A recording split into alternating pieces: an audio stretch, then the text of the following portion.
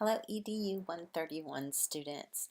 I would like to again go through our course and specifically for Module 3 talk about chapters 7, 8, and 9 in our textbook. So the first thing I'd like for us to do is look at a quick PowerPoint that talks a little bit about the importance of communication in education. And this is an extremely important topic as so much of what we do in education is communication. So we're going to look at chapters 7, 8, and 9, and we're going to also look a little bit more at our family engagement plan. In chapter 7, it discusses good beginnings with parents and children.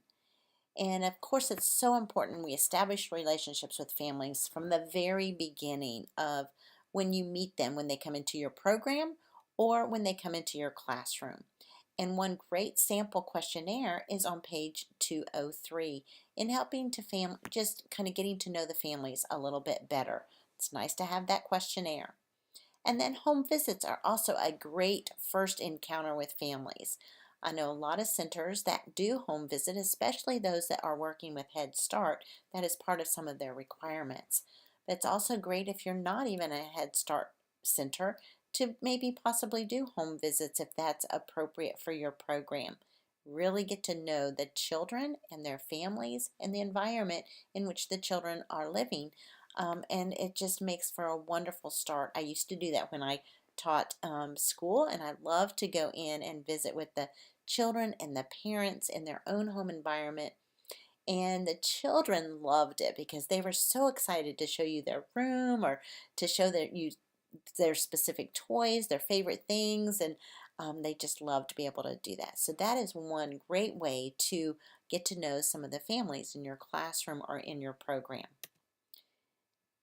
So when there are some of those first encounters with children, you want to help them to adjust to the new classroom.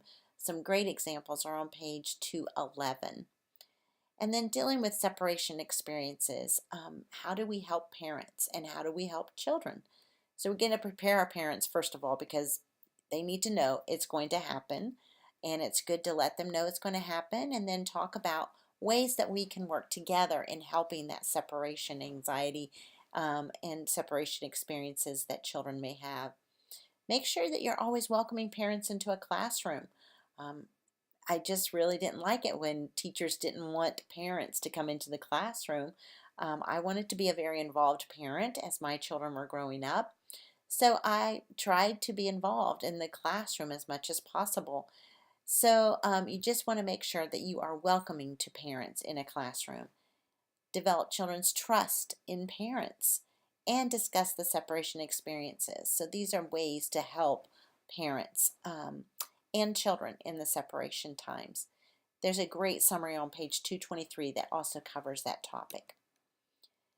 And a parent-teacher partnership is strengthened as teachers utilize the following informal communication methods with parents. And this is in chapter 8. And so just developing these important first-time relationships with parents and being able to continue that relationship throughout the school year or throughout the time they're in your program. So daily conversations. There's some wonderful ways that you can converse with parents and families daily. So just greeting parents and greeting each child. I think it's very important. Parents know how much you care about their child when you're stooping down on the child's level and you're greeting the child as they come in every day. And then create expectancy for conversation, letting them know that you're ready to have conversation with them. And then making sure you have those sign in and sign out sheets, which force the parents to actually accompany the children to the classroom, which creates opportunities for conversations. I really don't like those programs that allow the parents to just drop their child off at the door and there's just a teacher waiting outside maybe for the children as they're being dropped off, or as they're right there at the door letting the parents just drop them off at the door and the parents just run off to work. It's not helping us to establish that relationship that we really want to establish and how important that is. So having them actually come into the classroom to sign their child in and out helps again to just have that informal conversation. Just hope you're having a great day, or hope you're going to have a great day, Sometimes I've even had wonderful programs who have coffee there waiting for parents as they come in, and so they can grab a cup of coffee as well. So just some good ideas of developing relationships. Telephone calls are a great way to have that informal communication with families, making sure we're sharing positive personal observations about a child. And then also indicate concern if a child is absent for several days. I had one infant teacher who worked for me at our child care center. She was amazing. She always, even if the child was absent that one day, she is calling right away and finding out, just, we missed your child. Is he okay? Are they sick? And just wanting to let the parents know how concerned she was and how much she loves their child and wants to make sure that they were okay. So just, and those parents so appreciated it. So just making those little telephone calls is just a wonderful way of encouraging parents. Personal notes, just sharing positive personal observations or anecdotes about their child. I remember receiving some of those myself as a parent, and I loved it when they actually said, "Oh, your child said such and such today, and it was so cute," or whatever. Making a personal observation about your child just makes a parent's day when they know how personal you have been with their child. Thinking, just letting parents think that their child is your most important child in the classroom, and you want every parent to feel that way. But refer to children by name rather than your child, and then addressing parents by name. And then also when you're signing notes and stuff, making sure you sign your name. Names are important, and so just using those names really creates that personal bond. And also making sure you find a translator for those whose home language is not English. That's extremely important to make parents, family members feel comfortable and that you care enough about them that you're providing it in their home language. Electronic communication, so many ways that we are now communicating electronically, whether that's email, maybe electronic note at the end of each day, an electronic newsletter, just little reminders that you're sending home, and just like we're using in our class, that remind.com. I know a lot of classrooms that are using that for their own classrooms, or their programs are using that for their programs to just remind parents about things. So that's a great thing to use. And then just personal notes and class websites. These are all electronic ways that you can inform parents. Now again, I would not just use an electronic means by which to communicate with families, but I would also make sure you include those written forms that you hand them as well. Not all families are that savvy when it comes to electronic means of communication, but some are, and they would prefer that way. Even including text messages in this as well is another way of electronic communication a lot of families are using nowadays. Bulletin boards, make them eye-catching. They can be very informative. Don't put too much information on there, but don't put just too little either. You could have some helpful tips on there about how to, a particular child development issue that might be helpful for parents. Could use photos of the children, but change them frequently. If you don't change them frequently enough, parents just start walking right by them. It looks like the same thing to them. I've seen that once. I'm not going to look again. But if you keep it attractive and you change it up, whether it's monthly or every 2 months, but making sure you change it up frequently enough that they're noticing that there's something different there. You want to make it colorful, but not too crowded, so not too much information, but enough that there's something there for them to look at. Having a daily news flash right outside the classroom door or near the main entrance, briefly describing the day's happenings or reminders. You can also use that daily report sheet to do a quick little daily news flash. So keeping something fresh again, so it's not the same, but it's different enough that it's going to catch their eye. Newsletters. Now, there are so many different examples, even in the class that I put in our Moodle course, of some different kinds of newsletters you can use, but make sure they're regular. You know, parents, if it's every week, that they know it's going to come out every Monday or every Tuesday or whatever it might be, or if it's every month, they know at the beginning of every month they're going to get a newsletter, so keeping them regular. Inform families about classroom activities and plans on that newsletter. It also gives parents insights into educational purposes or underlying classroom activities. It's going to enhance children's parents' abilities to communicate with each other. So the parents can communicate with the child. They have something to ask their kids about. Say, "Oh, I remember reading in the newsletter that you were going to be talking about such and such today in class, or this week it's red week, and we need to make sure that you're having your red items, or you're wearing your red shirt on such and such a day," or whatever it might be. It will give them something to talk about. It's also to reinforce and extend learning from school into home so that they know what's happening, and they can help you with reminding students at night, or children at night, of things that they've been learning on, and kind of reviewing it with them. It needs to be fairly short. It needs to be attractive. Color if possible. No more than 1 or 2 pages, because if it gets very lengthy, parents are not going to read it. But it does need to have pictures in there. It needs to be attractive, so it's going to catch their attention and it makes them want to look at it. A very professional appearance is very important, and have someone spell check for you. I don't know how many times I have looked at newsletters and there's misspellings or the grammar is wrong, and at that point I'm like, if that teacher or that program can't publish a professional paper or a newsletter that does not have mistakes in it, wow, that makes me want to just turn that program or that teacher totally off.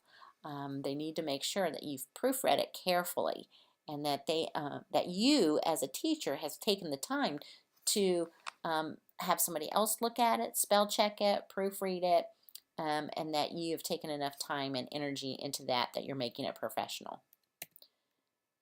These are wonderful ideas that are in your textbook as well, but a traveling backpack, libraries, and a circulating literacy activities, just on a rotating basis, give kids get a chance to take a traveling backpack home.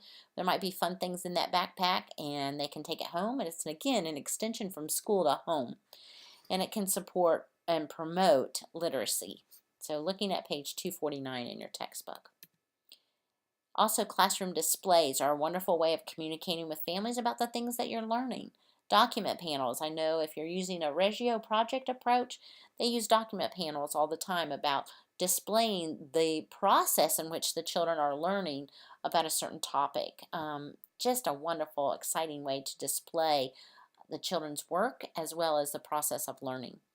And then just having suggestion boxes for parents as well is another way for informal communication. Chapter 9 talks quite a bit about parent-teacher conferences, which in your family engagement plan, you'll be working on parent-teacher conferences as well. So really pay attention to this chapter. There's 4 reasons for holding regular parent-teacher conferences. It's to facilitate a balanced examination of all aspects of development for the child, for the program, for the class, for the parents, to provide uninterrupted time and privacy for conversation between teachers and family members, and to facilitate a free-flowing exchange of questions and information to increase mutual knowledge and respect. That is so important, is to making sure that in a parent conference, it's a way of showing respect to the families, no matter what kind of cultural or background that they might have, that you're showing them respect and that you're wanting to learn from them about their child, as well as then a reciprocal relationship there where you're also sharing with them how things are going in the classroom. And then to provide the opportunity to formulate and coordinate goals and plans for the child. So there's 8 factors that facilitate productive parent-teacher conferences. Making sure you explain the purpose of the conference up front. You also plan for uninterrupted time. You plan a private location so you're not interrupted. You plan goals ahead of time that you're going to discuss.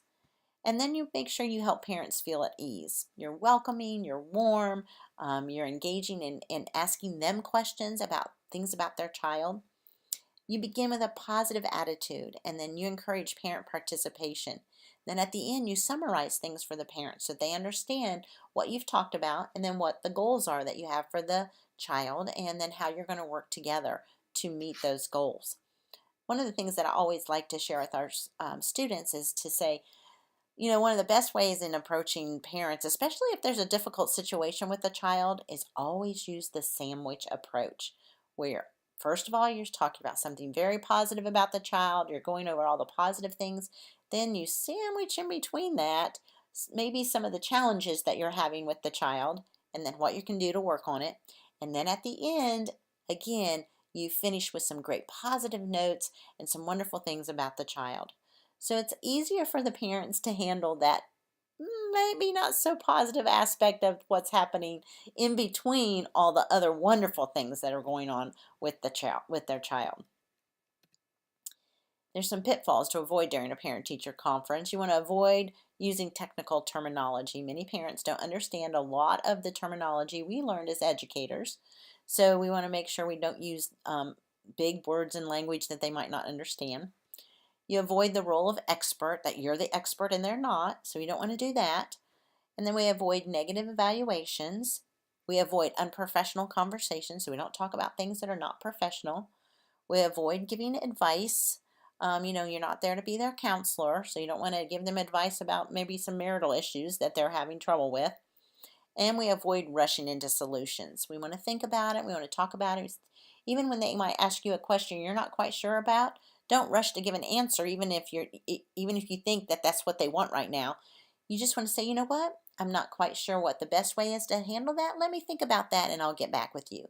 Or if you don't know information that they're asking you, say, you know what? I'm not sure the answer to that, but I will ask my director, or I will find out for you and I will get back with you. This is a great video that we're going to watch real quickly, and I have it here from CBS News video that is about parenting. You're the parent of a youngster who perhaps isn't doing as well in school as he or she ought to, or you're the teacher of that child, and come Monday morning, you're going to have that dreaded parent-teacher conference. It's enough to raise anybody's blood pressure a point or two, but it doesn't necessarily have to. Clinical psychologist Robin Goodman has some tips to ease the nervousness a little bit on both sides.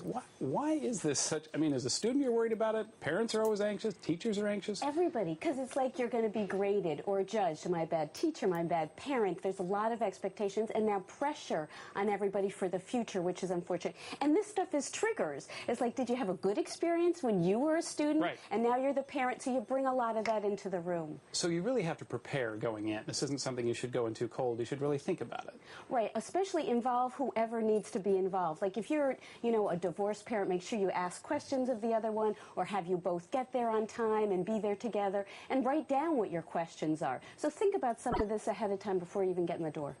And once the dreaded day comes, there's a lot of things that both sides really want to get accomplished, right. The parents and the teachers. The first thing is play well with others. What do you mean? We hear that all the time in school, but what does that mean? Exactly. You want to get to know the other person, understand what their position is. Put yourself in that teacher's shoes. They may be, your child is one of 30. They have a lot to do that year, a lot to do that night. So really be specific about what you want. And the teacher also needs to understand that you're so anxious about that student and you really want the best for that student. You talk about listen and learn. This is something, again, that applies to both sides in this meeting, doesn't it? Yeah, it really does. Because what you have to realize is your teacher is seeing your child in lots of other situations. I read a statistic that, like, by the time they're 18, 13% of their time is spent in school. So you know what? You want to share information. At home, they have trouble procrastinating. But at school, you may want to find out, how do they get along with peers? How do they follow directions? And share that information. You also want to be careful about the kind of parent you are. Are you a bully parent? Are you test obsessed? Try and talk about those things in a more realistic way with the teacher. And at the end of the day, this really is a team effort, isn't it? You really have to collaborate with one another to do what's best for the student. You also want to know what that means is you want to know what the expectations are. So are you supposed to have your child know how to read by the end of the year, or what's the expectation and the grade performance for that year? What are the homework requirements? How much should you be involved? And also problem solve if there's something that you're concerned about with your child. What do you want to avoid? What don't you want to do in one of these meetings? You don't want to blame, you don't want to accuse, don't want to go in there with barrels blazing. One thing I heard from an educator is think about a reality sandwich. So for both sides, what you want to do is sandwich some criticism, maybe between two really positive things. Like my student loves being here, but he's having trouble in science, and I know he's getting along great with the other kids in the class. So think about that reality sandwich. And then once it's all over, it really isn't over, because really this is just sort of the beginning of a process. It's the beginning of things that you've talked about. You really have to follow through with what's been talked about, both the teacher and the parents. Exactly. You know, if there's a homework planner you're supposed to use, if there's like something you want to do about the tests that are coming up, see if those strategies are working. And the other really big thing is talk to that student when you get home. So there we have it. They were actually talking also about that whole sandwich approach. And let me just show you a couple more things on this PowerPoint. On this slide here, there are several different videos for you to watch. Again, about parent-teacher conferences. Love for you to take the time to watch those because it'll give you some ideas for your family engagement plan when you have to do your parent-teacher conference part of it. And then the home visits, some ideas there for the home visits. So that's it for this part of this video.